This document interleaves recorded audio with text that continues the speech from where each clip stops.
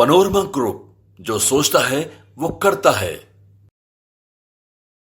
नमस्कार, आप देख रहे हैं भारत लाइव और मैं हूं हमजा अब्बास। देखिए, सीटों के बंटवारे को लेकर के एनडीए में जो घमासान मचा हुआ है और जो घटक दल है वो साफ तौर पर बीजेपी से और एनडीए से अपनी नाराजगी जाहिर कर रहे हैं। जी हां, आपको मालूम है कि किस तरीके से चिराग पासवान और पशुपति कुमार पारस में जो हाजीपुर सीट है उसको लेकर के ठनाठनी चल रही है। आपने देखा है कि बीते दिन किस तरीके से जब चिराग पासवान जेपी नड्डा से जाके मिलते हैं और बाहर आकर के प्रेस कॉन्फ्रेंस में मीडिया से जब जवाब देते हैं तो साफ तौर पर कहीं ना कहीं इशारा करते हैं कि उनकी मांगे जो है वो पूरी हो गई है। इसी को लेकर के अब क्या होना था, सियासत जो है वो एनडीए में तूल पकड़ ली है और पशुपति कुमार पारस की तरफ से साफ तौर पर बयान आया है कि अगर हमको मेरी मांगी हुई सीटें नहीं मिलेगी तो भाजपा मेरे साथ नाइंसाफी करेगी। कहीं ना कहीं पशुपति कुमार पारस ने साफ तौर पर कह दिया है कि अगर बीजेपी उनको दरकिनार करती है तो आने वाले वक्त में पशुपति कुमार पारस भाजपा और एनडीए के लिए कुछ बड़ा कदम उठा सकते हैं और जिससे एनडीए को जो है वो नुकसान हो सकता है। आपको बता दें कि आज राजभवन में जो बचे हुए मंत्री थे जिनको शपथ लेना था, मंत्रिमंडल का विस्तार होना था एनडीए के सरकार में, उन तमाम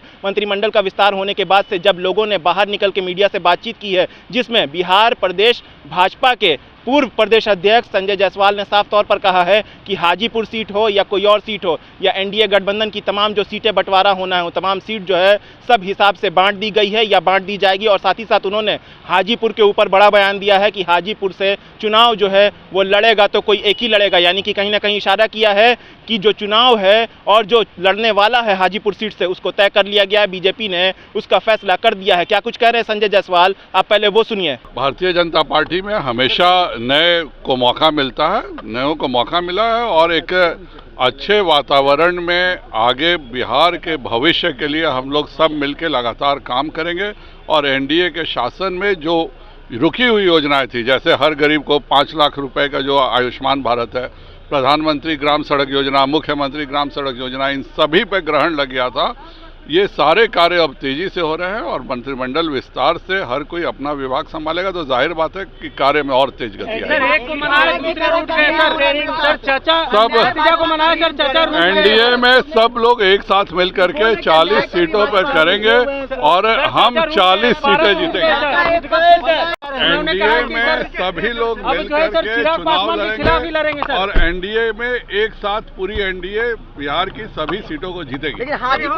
जैसा कि आपने सुना कि संजय जायसवाल ने साफ तौर पर कहा है कि हाजीपुर सीट से कोई एक ही चुनाव लड़ेगा। कहीं ना कहीं पशुपति कुमार पारस की बातों को खारिज करते हुए और कहीं ना कहीं जो कयासों का बाजार हाजीपुर सीट और चिराग पासवान को लेकर के उठ रहा है उसको सही साबित करते हुए संजय जायसवाल ने साफ तौर पर कहा है कि कोई एक ही आदमी हाजीपुर सीट से लड़ेगा। जो भी बयानात और जो अफवाहों का बाजार सुनने को मिल रहा है उन सब पे नजर और कान धरने की जरूरत नहीं है। भाजपा ने, एनडीए ने जितने भी सीटों का बंटवारा करना था बिहार को लेकर के वो कर चुके हैं और कभी ना कभी ऐलान जो है वो जल्द अज जल्द हो सकता है, क्योंकि हम लोग लोकसभा में घुस चुके हैं और लोकसभा का आगाज हो चुका है। आपने देखा है कि एनडीए ने अपनी तमाम सीटों का बंटवारा कर दिया है और बिहार को लेकर के अब बड़ा फैसला एनडीए की तरफ से आना है। तमाम सीटों को लेकर के जो है अब ऐलान होना है, क्योंकि किसी भी वक्त इलेक्शन कमीशन के जरिए से लोकसभा के चुनाव का ऐलान हो सकता है। तो इसको लेकर के जो गहमागहमियां हैं वो बढ़ चुकी हैं और अब बिहार में भी किसी भी तरफ से ऐलान हो सकता है सीटों का। इसी को लेकर के चिराग पासवान और पशुपति कुमार पारस को जो ठनाठनी चल रही है सीटों को लेकर के, उन पर कहीं ना कहीं